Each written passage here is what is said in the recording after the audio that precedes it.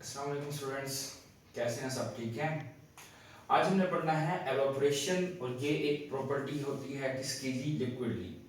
Evaporation क्या होता है? ये एक ऐसा प्रोसेस होता है जिसमें हम लिक्विड को अगर हीट करते हैं तो वो चेंज हो जाता है गैसियस स्टेट के अंदर। जो लिक्विड स्टेट है वो चेंज हो जाती है गैसियस स्टेट के अंदर ऑन हीटिंग, जब हम क्या करते हैं? हीट करते हैं। ये इसकी डेफिनेशन होगी, it is an endothermic process. Endo का मतलब अंदर, थर्म मीन हीट, मीन के ये प्रोसेस हीट एब्जॉर्ब करता है। मीन के बाहर से अगर हरारत देंगे तो ही ये प्रोसेस होगा, अदरवाइज नहीं होगा। ये देखिए जी, एग्जांपल लिए हमने 1 मोल लिया है वाटर का।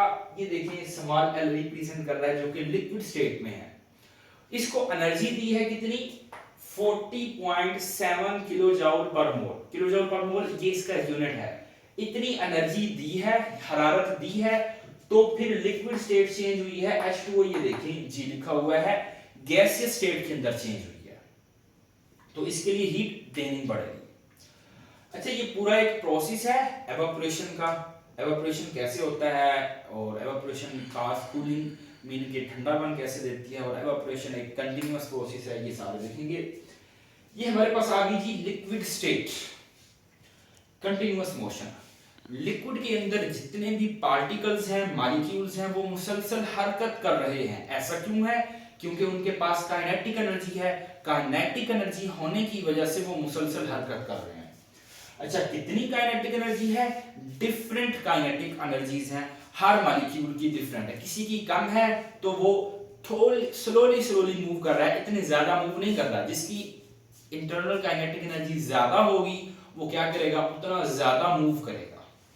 तो देखिए जी, डिफरेंट काइनेटिक एनर्जीज है, high kinetic energy and low kinetic energy. जो हाई काइनेटिक एनर्जी वाले हैं वो कहां आ जाते हैं? सरफेस पे आ जाते हैं, सतह पे आ जाते हैं, और ये थोड़ी सी एनर्जी लेके इन्वायरमेंट से ये क्या करते हैं? वो सरफेस छोड़कर वेपर्स बनकर उड़ जाते हैं। जब वो उड़ जाते हैं, जो हाई एनर्जी वाले मॉलिक्यूल थे वो तो उड़ गए, बाकी नीचे रह गए कौन से? जिनके पास लो एनर्जी है। अब लो एनर्जी की वजह से हमें क्या होती है? कूलिंग फील होती है। ये देखिए जी, evaporation cause cooling. For example हम क्या लेते हैं? एक ड्रॉप लेते हैं अल्कोहल का, वो फौरन ही क्या होगा? वेपर्स में चेंज होके उड़ जाएगा, और पीछे हमें क्या होगा? ठंडक फील होगी। ये जैसे कि डायग्राम की मदद से मैं समझने लगा हूं। ये हमारे पास एक बर्तन है, सिलेंडर है गिलास का, और इसमें ये मॉलिक्यूल्स हैं जी वाटर के। ये देखिए, जो रेड रेड आपको पार्टिकल्स मॉलिक्यूल्स नजर आ रहे हैं, इनकी एनर्जी बहुत ज्यादा है, इसलिए ये कहां आ गए हैं? सरफेस पे आ गए हैं। अब क्या होगा? माहौल से, सराउंडिंग से क्या करेंगे? ये थोड़ी सी एनर्जी लेंगे और कहां आ जाएंगे? यहां आ जाएंगे, वेपर्स की शक्ल में ऊपर चले जाएंगे। वेपर्स की शक्ल में ये ऊपर चले जाएंगे। अब जो पीछे वाले मॉलिक्यूल्स बचे, उनकी एनर्जी बहुत कम है। इस वजह से क्या होता है? क्योंकि जिनकी वजह से ये इनकी एनर्जी ज्यादा थी, हीट फील हो रहा था, ये तो उड़ गए हैं, ऊपर वेपर्स की शक्ल में चेंज होकर चले गए। जो बाकी पीछे बचे हैं उनकी एनर्जी लो है, जिसकी वजह से क्या होती है? हमें कूलिंग फील होती है। ऐसे ही हम नहाकर आते हैं तो आके बैठते हैं, तो हमारे जो जिस्म की हीट है वो क्या करते हैं? वाटर के मॉलिक्यूल्स एब्जॉर्ब करते हैं और वेपर्स में चेंज हो जाते हैं, तो इसलिए हमें कूलिंग फील होती है। नेक्स्ट आता है जी, evaporation is a continuous process. Evaporation एक मुसलसल चलने वाला प्रोसेस है, रुकता नहीं है। जब बॉइलिंग पॉइंट भी अटेन हो जाए वाटर का, फॉर एग्जांपल 100 डिग्री सेंटीग्रेड है, बॉइलिंग पॉइंट तो अटेन हो गया है, मगर फिर भी मुसलसल चल रहा है। क्यों? क्योंकि उसके हाइड्रोजन बॉन्ड जो है वो टूट रहे हैं। जो हम एनर्जी ले रहे हैं, मुसलसल एनर्जी दे रहे हैं, वो हाइड्रोजन बॉन्डिंग तोड़ रहे हैं, और इसलिए क्या है? मुसलसल वो वेपर्स में चेंज हो रहा है। नेक्स्ट है जी, वो कौन कौन से फैक्टर्स हैं, वो कौन कौन से अवामिल हैं जो एवापोरेशन के प्रोसेस को असरअंदाज करते हैं, कम ज्यादा करते हैं।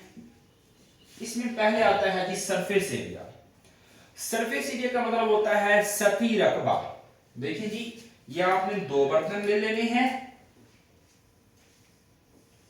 2 बर्तन ले लिए जी, और ये उसके अंदर लिक्विड ले लेना है, और ये उसके पार्टिकल्स हैं, वाटर है, और ये वाटर के पार्टिकल्स हैं। ये देखिए जी, ये है सतही रकबा, सरफेस एरिया क्या है, डायरेक्टली प्रोपोर्शनल है रेट ऑफ एवापोरेशन। मीन के अगर सरफेस एरिया ज्यादा होगा तो एवापोरेशन का प्रोसेस भी ज्यादा होगा, अगर सरफेस एरिया कम होगा तो एवापोरेशन का प्रोसेस भी कम होगा। ये डायरेक्टली प्रोपोर्शन का मतलब ये है। इसकी वर्डिंग आपने खुद लिख लेनी है जैसे मैंने बताया है। देखिए जी, इसकी सतह ज्यादा है, इसकी सतह कम है। अब देखिए यहां पे सतह पे कितने आ रहे हैं, ज्यादा मॉलिक्यूल आ रहे हैं जो कि ज्यादा छोड़कर जा रहे हैं, वेक्टर्स की शक्ल में छोड़ के जा रहे हैं।